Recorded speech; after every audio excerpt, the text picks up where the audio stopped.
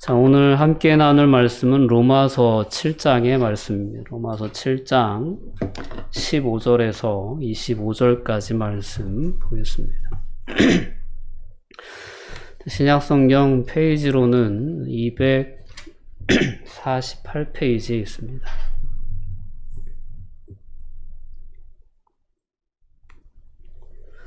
로마서 7장 15절에서 25절 말씀 우리 한 절씩 교독하여 봉독합니다. 내가 행하는 것을 내가 알지 못하노니 곧 내가 원하는 것은 행하지 아니하고 도리어 미워하는 것을 행함이라.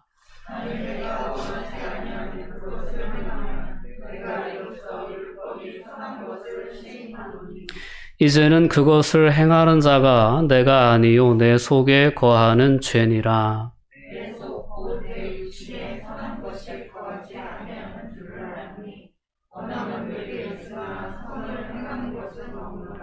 내가 원하는 바 선은 행하지 아니하고 도리어 원하지 아니하는 바 악을 행하는도다.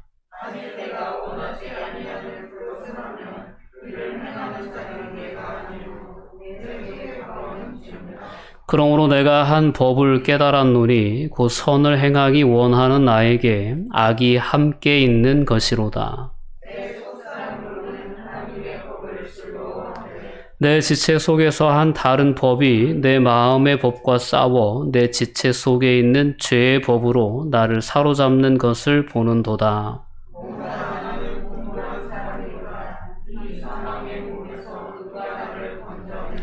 우리 주 예수 그리스도로 말미암아 하나님께 감사하리로다. 그런즉 내 자신이 마음으로는 하나님의 법을 육신으로는 죄의 법을 섬기노라.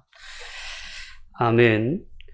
자, 오늘은 절망에서 희망으로라는 제목으로 오늘 본문 로마서의 말씀을 함께 나누며 은혜를 나누려고 합니다. 자, 한 주간도 평안하셨죠? 네. 너무 어려움이 많습니다. 코로나도 있고 또 이번 한 주간은 장마로 인해서 계속 비가 왔었어요. 어제 해가 떴는데 이게 얼마 만에 보는 해냐 싶더라고요. 네. 그래서 코로나도 우울한데 장마도 우울하고 아마 그러신 분들 있지 않았을까 싶습니다. 거기다가 또 비 피해로 또 여러 수도권에서 비 피해가 좀 심각하게 일어났는데 어쨌든 이런 어려운 시기를 살아가고 있습니다. 세계적으로 이 이상 기후의 그러한 모습들이 아주 충격적으로 다가오고 있습니다. 뭐 빙하가 녹아가고 또 뉴스에 보니까 빙하 녹는 것을 방지하기 위해서 그 위에 인공적으로 또 하얀 천을 덮기도 하고 막 그러더라고요. 근데 기후의 변화로 인해서 찾아오는 환경의 역습이 너무 어마무시한 것 같습니다. 점점 해수면은 올라가고 또 기후의 변화로 인해서 이렇게 사람이 예측하기 어려운 그런 태풍, 그런 허리케인 같은 것들도 많이 발생을 하고 그래서 사람이 상대할 수 없는 그런 재난 앞에 서게 되는 것 같습니다.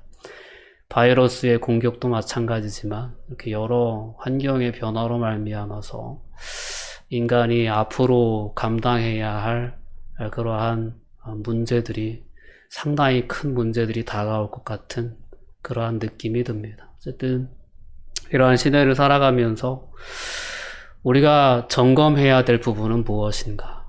그 부분을 함께 나눴으면 좋겠습니다. 주님이 오시는 그 날이 점점 다가오고 있다는 것은 분명한 진리입니다.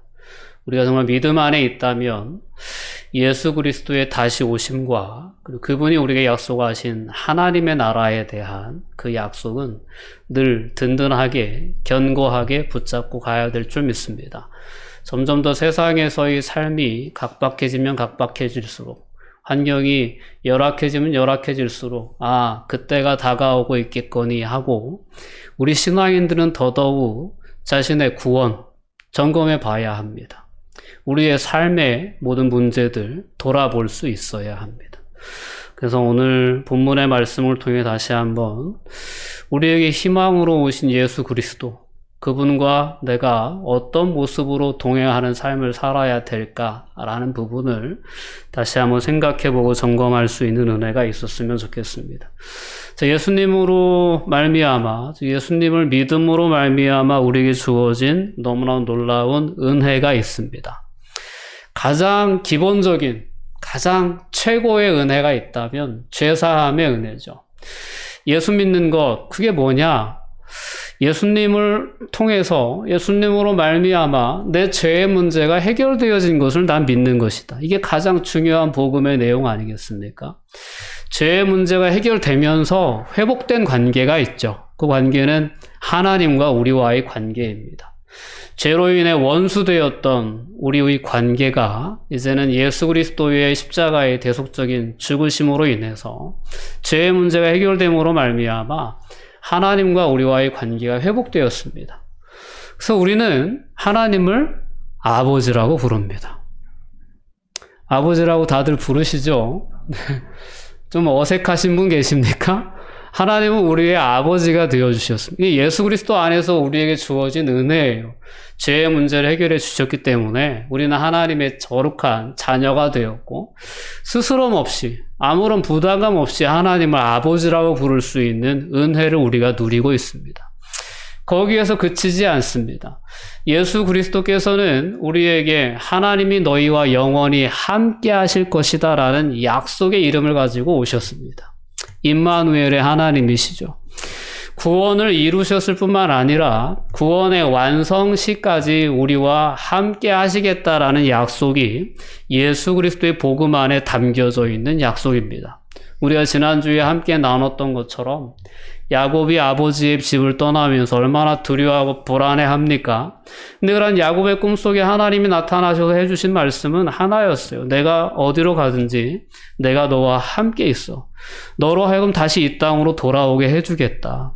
그리고 이 땅을 너와 내 후손에게 주겠다라고 했던 그 아브라함과 이삭의 언약이 너의 민족으로, 너로 말미암아 이 땅 가운데 실현되게 내가 역사할 것이다 라는 것이 하나님의 약속이었어요. 우리는 하나님의 그 크고 거룩하고 그 놀라운 뜻을 이루어낼 수 있는 그러한 자질이 솔직히 없어요. 근데 우리 안에 그와 같은 꿈을 품으시고 우리를 통해서 그와 같은 역사를 이루어 가시는 분은 하나님이십니다. 하나님이 친히 하시는 거예요. 다만 우리가 해야 할 부분이 있다면 우리의 삶을 그 하나님의 선한 뜻에 내어드리는 거예요. 내려놓고 맡기는 겁니다.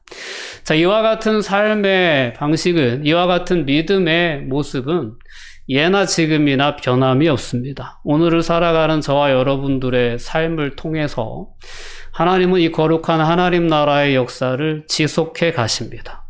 그래서 오늘 우리 안에 하나님의 마음을 품게 해주시고 하나님의 뜻을 품게 해주십니다. 하나님의 이와 같은 놀라운 은혜와 약속을 알게 된 사람들은 하나님의 뜻을 기쁨으로 품기에 이릅니다. 그래서 내가 그렇다면 하나님이 내게 이와 같은 은혜를 주셨다면 나는 어떻게 살아야 될까라는 것을 고민하게 되고 이전에 내가 하나님의 은혜를 깨닫기 전에 살았던 그 삶의 방식과는 다른 삶을 살아야겠다라는 하나님 제가 어떻게 살까요? 하나님 제가 어떻게 하면 하나님을 기쁘시게 해드릴 수 있을까요? 어떻게 하면 나의 삶이 하나님이 기쁘게 받으시는 거룩한 산 제사로 하나님께 드려질 수 있을까요? 라는 것이 우리의 마음에 자리 잡기 시작합니다. 그렇지 않습니까? 그래서 하나님의 뜻으로 하나님의 선을 행하기 위해 삶을 살아가려고 우리가 결단하고 그런 어떤 구원의 감격을 품고 우리의 삶의 자리에 돌아갑니다. 그런데 이런 거룩한 마음과 거룩한 뜻을 품고 막상 삶의 현실에 뛰어 들어가다 보면 우리가 느끼는 현실적인 괴리감과 절망감이 있을 때가 있습니다. 오늘 본문이 다루고 있는 주제가 바로 그러한 부분들입니다. 오늘 바울 사도가 오늘 본문 가운데에서 오호라 나는 곤고한 사람이로다 라는 탄식을 하고 있습니다. 이 탄식을 하게 된 그러한 결정적인 이유가 바로 거기에 있습니다. 하나님, 나는 하나님이 기뻐하시는 선을 행하고 싶은데 아니, 내가 왜 해놓은 일을 보면 다 이렇게 악한 일만 저지르는지 모르겠습니다. 도대체 나도 나를 잘 모르겠습니다. 내가 왜 이러는지. 그런 어떤 탄식이 오늘 본문 가운데 담겨져 있는 탄식입니다. 우리가 신앙인으로서 똑같습니다. 하나님의 은혜를 깨닫게 되고 하나님의 뜻대로 살아 하나님을 기쁘시게 하는 삶을 살고자 내가 결단을 했는데, 그렇게 다짐을 했는데 막상 그런 삶이 사라지지 않을 때, 그때 신앙인으로서 경험하는 좌절감, 절망감이 있다라는 겁니다. 하나님을 모르는 사람은 이런 고민조차 하지 않습니다. 고민할 이유도 없죠. 그러나 우리가 하나님을 알기 때문에, 그리고 우리 마음 가운데 성령의 감동으로 말미암아서 정말 진정으로 하나님을 기쁘시게 하고자 하는 마음이 있기 때문에 이런 갈등들이 생기는 거예요. 아, 나는 왜 그렇게 살지 못할까? 라는 그런 고민이죠. 오늘 그런 고민 앞에 바울 사도가 여러 가지 이제 그런 이야기를 우리에게 해줍니다. 오늘 이제 15절 말씀에 보면 이렇게 고백하죠. 내가 행하는 것을 내가 알지 못하노니 곧 내가 원하는 것은 행하지 아니하고 도리어 미워하는 것을 행함이라 라는 겁니다. 그럼 원하는 것이 도대체 무엇이냐? 18절로 넘어가 보면 내 속 곧 내 육신에 선한 것이 거하지 아니하는 줄을 아노니 원함은 내게 있으나 선을 행하는 것은 없다. 즉 바울 사도가 원하는 것은 선을 행하기를 원하는 거예요. 선을 행하기를. 자, 여러분도 이런 소원이 있으시죠? 네, 이런 소원으로 우리가 우리의 삶을 살아가려 하지 않겠습니까? 근데 바울 사도도 역시 마찬가지예요. 근데 바울 사도가 깨달은 건 뭐냐면 내가 선을 행하기를 원하긴 하는데 내 속, 내 육신에는 선한 것이 거하지 않는다는 거예요. 이런 어떤 현실적인 어떤 그런 괴로움이 있었던 거죠. 내 몸이 원하는 거는 다 하나님이 기뻐하시는 것과 반대되는 것만 내가 원하는 그런 육신적인 소욕이 있는 거예요. 죄의 소원들이 여전히 우리의 그런 몸 안에는 남아있다라는 것에 대해서 바울 사도가 인식하게 되는 거죠. 그래서 오늘 이어지는 말씀들을 보면 20절에도 이렇게 고백합니다. 만일 내가 원하지 아니하는 그것을 하면 이를 행하는 자는 내가 아니요 내 속에 거하는 죄니라 라는 겁니다. 오늘 바울 사도는 우리 안에 두 개의 자아가 있다는 사실을 깨닫게 해줍니다. 우리의 하나의 자아는 예수 그리스도를 믿음으로 말미암아 거듭나서 하나님의 자녀가 되었음을 인식하고 그 은혜에 감격하여 이제는 하나님의 뜻, 즉 선을 행하는 삶을 살고자 하는 하나의 자아가 있고, 여전히 죄성에 매여 육신의 정욕을 쫓아 나의 만족과 유익을 쫓아 살아가고자 하는 그러한 죄성에 오염된 자아가, 또 다른 자아가 있다라는 겁니다. 이 두 자아가 우리 안에 존재합니다.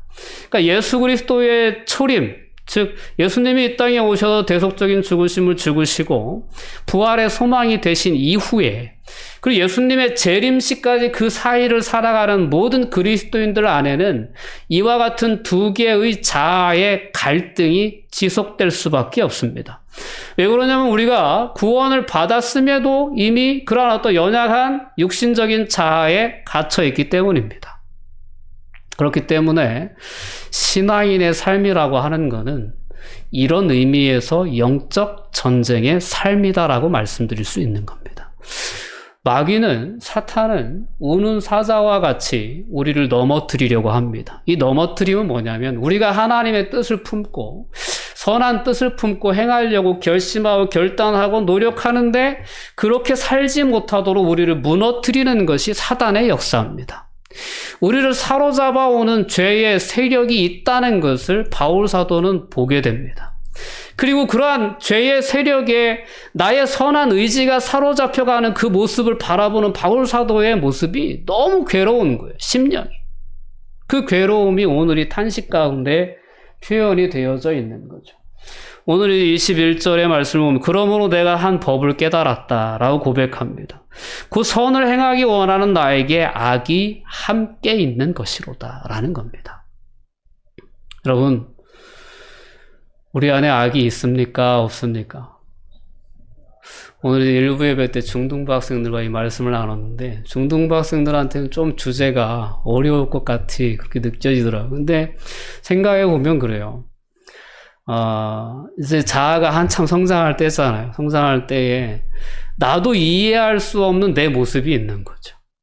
그럴 때가 있어. 막 이제 한참 사춘기 때 욱하고 막 버럭하고 막 이런, 나도 그러고 싶지 않은데 갑자기 막 내가 그런다, 뭐 이런 어떤 시기가 이제 그때 아니겠습니까? 그런 어떤 설명을 하면서 이해를 시켰는데, 우리 안에 악이 있습니다. 죄성이 있어요. 그러니까 오늘 바울 사도가 우리에게 깨닫게 해주는 것처럼, 고백하고 있는 것처럼, 선을 행하기 원하는 나에게 악이 함께 있다라는 것입니다. 근데 문제는 그 악을 내 의지로, 내 노력으로, 내 힘으로 이길 수 있느냐? 없다라는 거예요. 여러분, 이 없다라는 결론이 마음에 안 드실 수도 있어요. 난 이길 수 있다라고 생각하실 수도 있어요. 근데 솔직하게 우리가 하나님 앞에 고백할 때 우리는 하나님의 능력을 의지할 수 있습니다. 내가 할 수 있을 것 같다라는 생각이 들면 내가 끊임없이 도전하다 끊임없이 좌절을 경험할 수밖에 없어요. 그러나 나는 전적으로 무능합니다라는 걸 하나님 앞에 솔직히 인정하고 고백하게 될 때, 그때 하나님의 능력을 절적으로 의지하게 되고, 그때야 진정으로 승리를 경험할 수 있게 됩니다. 우리는 조금 더 빨리 우리의 전적인 무능을 하나님 앞에 고백할 필요가 있습니다. 오늘 바울 사도가 22절과 23절에서 이렇게 고백하고 있죠. 우리 함께 읽어볼게요. 내 속사람으로는 하나님의 법을 즐거워하되 내 지체 속에서 한 다른 법이 내 마음의 법과 싸워 내 지체 속에 있는 죄의 법으로 나를 사로잡는 것을 보는도다. 바울 사도는 이게 보이는 거예요. 이 죄의 힘이 보통 힘이 아니구나.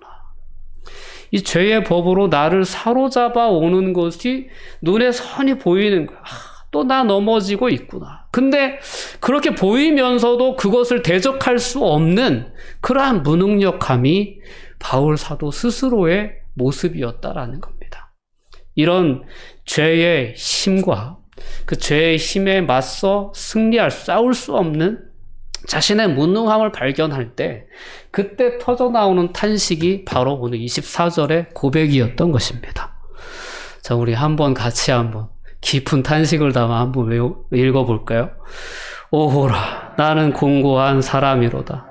이 사망의 몸에서 누가 나를 건져내랴. 아멘. 우리가 살다 보면 우리 스스로의 모습이 이렇게 느껴질 때가 있습니다. 이렇게 보일 때가 있어요. 내가 이러고도 구원받은 자인가? 내가 이러고도 하나님의 자녀를 할 수 있는가? 내가 이러고도 어찌 감히 하나님을 아버지라 부를 수 있는가?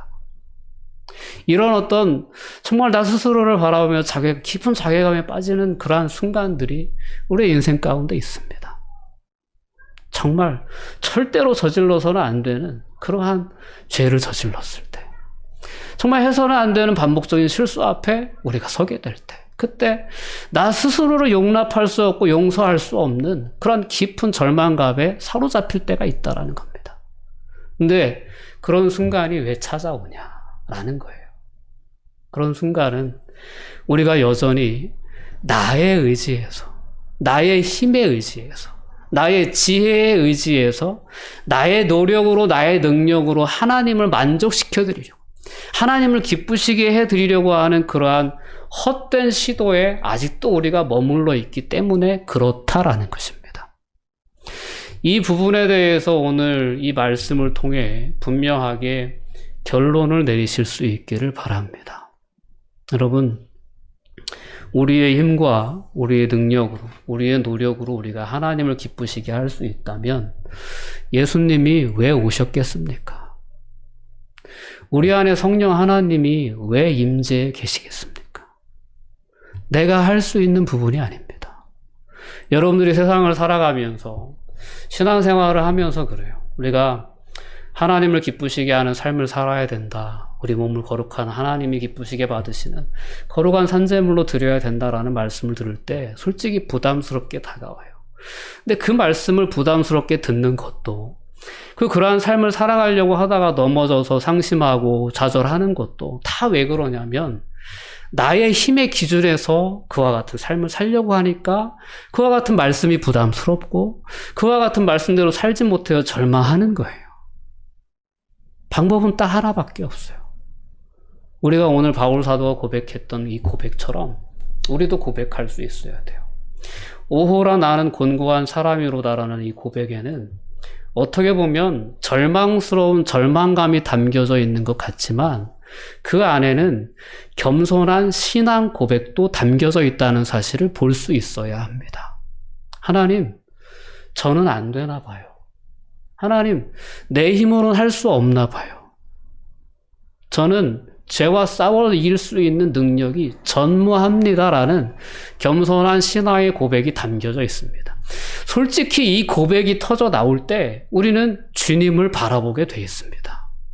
이 고백이 정말로 진심으로 하나님 앞에 터져 나올 때 나의 무능함이 정말로 하나님 앞에서 고백될 때 그때에만 우리는 진정으로 하나님께 기도할 수 있습니다. 주님, 제가 이 하루를 시작하는데 이 하루의 삶을 통해 하나님 기쁘시게 해드리고 싶은데 주님 아시잖아요. 저는 전적으로 무능해요. 제 능력으로는 살 수 없어요. 그러니 주님 저에게 감동 주시고 그러니 저에게 좋은 만남도 허락해 주시고 그러니 저에게 그와 같은 삶을 살아갈 수 있는 능력도 주세요. 이런 절절한 기도가 언제 나오냐? 나의 전적인 무능함을 깨닫고 하나님 앞에 정말 고백할 수 있게 될 때 그때야 기도가 되는 거예요. 안 그러면 우리는 늘 나 자신을 앞세워 삶을 살아갈 수밖에 없다라는 것을 우리가 오늘 말씀을 통해 분명히 깨달을 수 있어야 합니다. 바울 사도는 이 고백이 담겨져 있는 때로는 절망스러워 보이는 이 탄식을 한 후에 이런 고백을 이어갑니다. 도대체 이 사망의 몸에서 누가 나를 건져낼 수 있겠냐라는 겁니다. 누가 나를 건져내랴. 여러분 오늘 우리의 이와 같은 어떤 삶 속에서 우리를 건져낼 수 있는 유일한 분은 예수님이시죠. 여러분들이 정말 너무나 잘 아시는 예수님. 오늘 24절 말씀을 메시지 성경은 좀 쉽게 성경을 풀이해줘서 그 성경이 가지고 있는 메시지가 어떤 내용인지 잘 파악할 수 있도록 도움을 주는 성경이에요. 성경에는 이렇게 이제 좀 의역을 해놨어요. 우리 함께 앞에 보면서 읽어볼게요. 내가 할 수 있는 일을 무엇이든 해보았지만 결국 아무 소용이 없습니다. 나는 벼랑 끝에 서 있습니다. 이런 나를 위해 무엇인가 해줄 수 있는 이 누구 없습니까? 이렇게 이제 번역을 해 놓았더라고요. 조금 더 와닿으십니까? 하나님, 내가 할 수 있는 거 다 해봤습니다. 근데 아무 소용이 없습니다. 아무런 만족함이 없습니다. 도대체 나를 위해 무언가를 해줄 수 있는 도대체 누구입니까? 누구 없습니까? 그런 거죠. 그러고 나서 이제 25절로 넘어가는 거죠. 바울 사도가 예수 그리스도 안에서 그 자기를 건져낼 분, 이 사망음에서 나를 구원해 줄 분을 이제 만나게 되는 거죠. 25절 말씀 함께 읽어봅니다. 우리 주 예수 그리스도로 말미암아 하나님께 감사하리로다. 아멘. 자, 바울 사도는 이런 깊은 절망감, 때로는 패배감, 그리고 전적인 무능력함을 하나님 앞에 이 탄식 속에 담아 고백하면서 그렇다면 이 사망의 몸에서 그냥 내버려 두면 죄로 인하여 죽을 수밖에 없는 이 몸에서 누가 나를 건져낼 수 있겠냐 라는 그런 자문 앞에 우리 주 예수 그리스도로 말미암아 하나님께 감사한다 라는 고백을 했습니다. 이 고백, 이 어떤 바울 사도의 고백이 시작될 때에는 상당히 비참한 모습으로 시작돼요. 14절 말씀에 보면 우리가 율법은 신령한 줄 알거니와 나는 육신에 속하여 죄 아래 팔렸도다 라는 그러한 자신에 대한 인식에서부터 시작됐던 바울 사도의 고백은 오늘 25절로 넘어와 보면 예수 그리스도로 말미암아 하나님께 감사하리로다 라는 고백으로 바뀌어져 갑니다. 이 고백의 전환점은 바로 예수 그리스도이십니다. 오직 성령이 너희에게 임하시면 너희가 권능을 받고 그랬습니다. 자, 우리 안에 오신 성령님의 임재가 없이는, 그리고 성령님을 의지하는 그러한 온전한 신뢰가 없이는 우리는 하나님을 기쁘시게 할 수 없습니다. 그리고 하나님의 뜻을 이룰 수도 없습니다. 다시 한번 오늘 우리의 모습을 있는 모습 그대로 하나님 앞에 고백할 수 있는 은혜가 있었으면 좋겠습니다. 하나님, 바울 사도가 고백했던 것처럼 저는 곤고한 자입니다. 죄를 이기는 데는, 죄와 싸워 이기는 데는 저의 능력으로는 도저히 할 수 없는 그런 연약한 존재입니다. 하나님, 그래서 저는 오늘도 하나님을 의지합니다. 나와 동행하시는 예수님을 의지하며 이 삶의 현장에 나아갑니다. 모든 순간 속에서 내 마음을 지켜주시고 내 생각을 지켜주시고 내 삶을 붙잡아 달라고, 이런 절절한 기도와 이러한 간절한 신뢰를 가지고 우리의 삶을 살아가는 그들 안에서 하나님의 선하신 역사는 일어날 수 있는 겁니다. 그때 우리는 고백할 수 있는 거예요. 내가 살았다가 아니고 주님께서 하셨다라고 고백할 수 있는 거예요. 그러나 나의 의지대로, 나의 노력대로 삶을 살려고 하다 경험되는 순간들 속에서는 주님의 이름보다는 내 스스로가 자고하게 되어 있습니다. 내가 했다라고 내 이름을 드러낼 수밖에 없는 거예요. 모든 순간에서 우리의 연약함을 하나님 앞에 고백하며 주님의 능력을 의지하며 삶을 살아갈 수 있기를 주님의 이름으로 권면드립니다. 그 삶 속에서 경험되어지는 삶의 승리의 순간들 속에서 주님이 하셨다고, 주님의 능력이라고 고백하며 주님의 이름을 높여드릴 수 있는 그러한 믿음의 주인공들이 되실 수 있기를 바랍니다. 자, 이런 분명한 어떤 내적 전쟁에 대한, 내적 갈등에 대한 정리가 되어질 때, 그때야 우리가 진정한 자유함과 평안함을 누리게 되는 점 있습니다. 우리 오늘 함께 읽지는 않았지만 8장 1절, 2절로 넘어가 보면 바울 사도가 그런 고백을 해요. 우리 함께 읽어봅니다. 그러므로 이제 그리스도 예수 안에 있는 자에게는 결코 정죄함이 없나니 이는 그리스도 예수 안에 있는 생명의 성령의 법이 죄와 사망의 법에서 너를 해방하였음이니라. 예수 안에 있는 성령의 생명의 성령의 법이라고 했어요. 예수 안에서 우리가 누릴 수 있는 은혜입니다. 여러분, 예수님은 오늘 우리 안에 와 계십니다. 예수님의 능력이 없어도 우리가 하나님을 기쁘시게 할 수 있다면 예수님이 우리 안에 와 계실 이유가 없습니다. 어느 한순간도 우리를 떠나지 아니하시겠다라는 그 약속과 함께 우리 안에 와 계신 그분이야말로 우리가 하나님의 뜻을 행할 수 있는 유일한 능력의 근원이십니다. 이분을 놓고 우리가 살아갈 수 없어요. 이분을 놓고 우리는 하나님의 뜻을 논할 자격조차 없어요. 우리는 그 뜻대로 행할 수 있는 능력이 전무한 무능한 존재예요. 연약한 존재예요. 이것을 솔직하게 인정하고 고백하면서 매 순간 주님을 봐야 됩니다.